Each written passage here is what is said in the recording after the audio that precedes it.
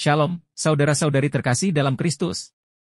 Selamat datang di Rumah Doa Channel, tempat di mana kita bersama-sama bertumbuh dalam iman, merenungkan firman Tuhan, dan mengalami hadirat-Nya.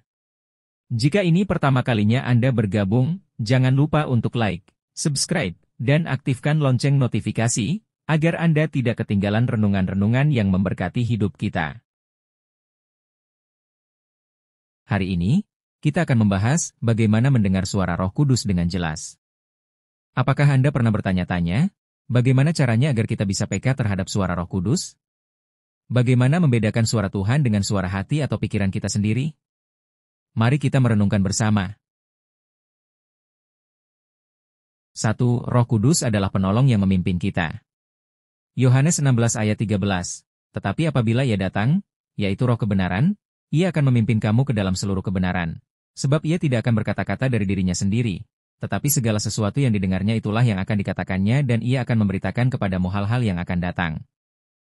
Roh Kudus diberikan kepada kita untuk menuntun, mengajarkan, dan menyatakan kehendak Allah dalam hidup kita. Namun, seringkali kita sulit membedakan suaranya dari suara hati kita sendiri. Itulah sebabnya kita perlu belajar mengenali suara Roh Kudus dengan lebih jelas. 2. Cara mendengar suara Roh Kudus. Melalui firman Tuhan. 2 Timotius 3 ayat 16-17. Segala tulisan yang diilhamkan Allah memang bermanfaat untuk mengajar, untuk menyatakan kesalahan, untuk memperbaiki kelakuan, dan untuk mendidik orang dalam kebenaran. Roh Kudus berbicara kepada kita melalui firman Tuhan. Jika kita ingin mendengar suaranya dengan jelas, kita harus rajin membaca dan merenungkan Alkitab. Saat kita membaca firman Tuhan, Roh Kudus akan memberikan pengertian dan petunjuk bagi kehidupan kita. B. Melalui doa dan keheningan. 1 Raja-Raja 19 ayat 12, sesudah gempa bumi itu datanglah api, tetapi Tuhan tidak ada dalam api itu. Dan sesudah api itu datanglah bunyi angin sepoi-sepoi basah. Kadang kita mencari suara Tuhan dalam sesuatu yang spektakuler, padahal Tuhan sering berbicara dalam keheningan. Saat kita tenang dan berdiam diri dalam doa, Roh Kudus bisa menuntun kita dengan suara lembut di hati kita. C. Melalui damai sejahtera dalam hati. Kolose 3 ayat 15, hendaklah damai sejahtera Kristus memerintah dalam hatimu, karena untuk itulah kamu telah dipanggil menjadi satu tubuh. Dan bersyukurlah. Salah satu tanda bahwa Roh Kudus sedang berbicara adalah damai sejahtera dalam hati. Jika Anda merasakan ketenangan dan keyakinan dalam suatu keputusan, itu bisa jadi tanda bahwa Roh Kudus sedang memimpin Anda. D. Melalui konfirmasi dari orang lain. Amsal 11 ayat 14, jikalau tidak ada pimpinan, bangsa jatuh, tetapi jikalau penasihat banyak, keselamatan ada.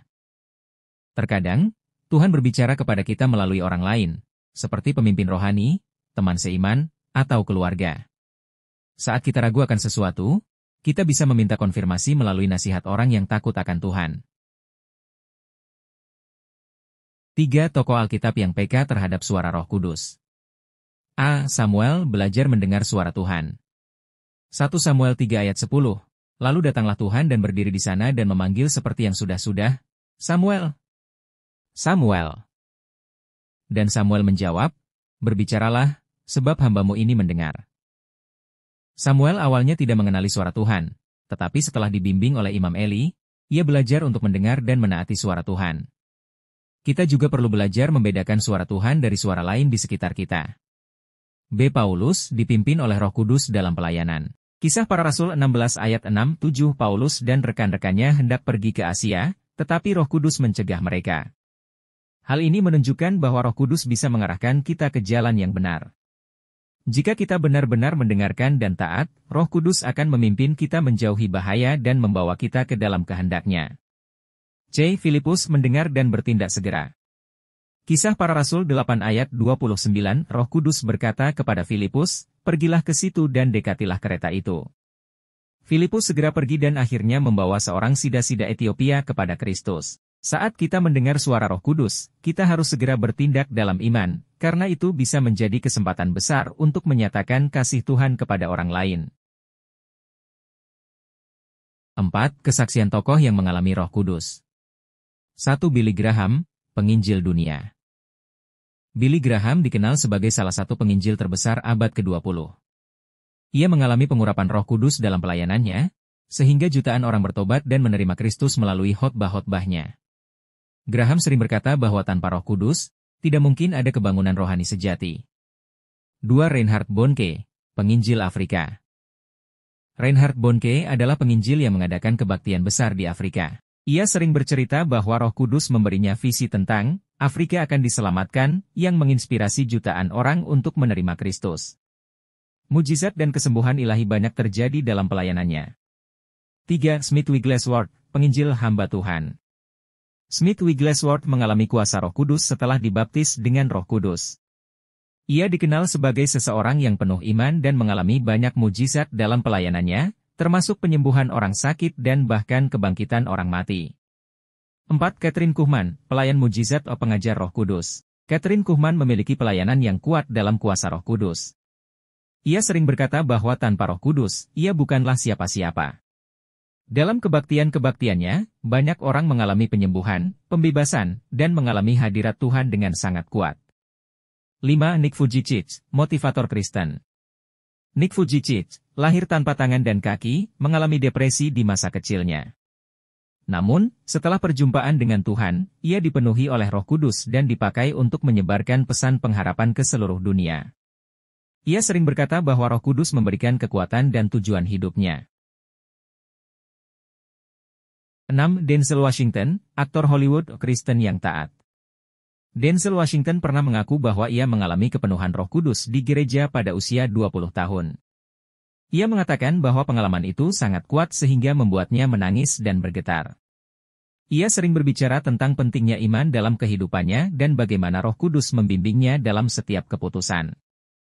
7. Justin Bieber, penyanyi pengikut Kristus. Justin Bieber mengalami transformasi hidup setelah mengalami kasih Tuhan dan kuasa Roh Kudus. Ia kembali kepada iman Kristen dan sering membagikan kesaksian bahwa Roh Kudus membimbingnya untuk menjalani hidup dengan lebih baik. 8. Kanye West, rapper penyanyi gospel.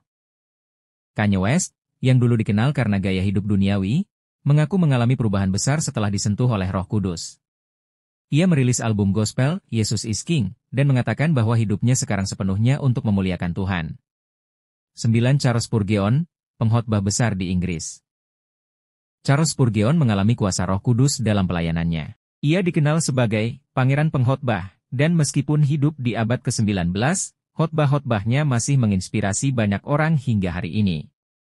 Ia percaya bahwa tanpa Roh Kudus, tidak ada khotbah yang bisa mengubahkan hati manusia. 10. Pastor Benny Hinn, pelayan kesembuhan ilahi. Benny Hinn dikenal karena pelayanannya yang dipenuhi oleh kuasa Roh Kudus, terutama dalam bidang kesembuhan dan mukjizat. Ia sering mengajarkan tentang hubungan intim dengan Roh Kudus dan bagaimana kuasanya dapat bekerja dalam kehidupan setiap orang percaya. Kesaksian-kesaksian ini menunjukkan bahwa Roh Kudus dapat bekerja dalam hidup siapa saja, baik penginjil, motivator, maupun selebriti. 5. Tantangan dalam mendengar suara Roh Kudus. Ada beberapa hambatan yang membuat kita sulit mendengar suara Roh Kudus, seperti 1. Kebisingan dunia, terlalu sibuk dengan kehidupan sehingga tidak memberi waktu untuk Tuhan. 2. Dosa yang belum dibereskan, dosa bisa menghalangi hubungan kita dengan Tuhan. 3. Kurang iman dan ketaatan, terkadang Tuhan sudah berbicara, tetapi kita ragu untuk menaatinya. Solusinya adalah mendekat kepada Tuhan melalui doa, firman, dan ketaatan setiap hari. Saudara-saudari terkasih, mendengar suara Roh Kudus adalah perjalanan iman yang perlu kita latih setiap hari. Jangan takut untuk bertanya kepada Tuhan, "Bapa, apa yang Kau ingin aku lakukan?"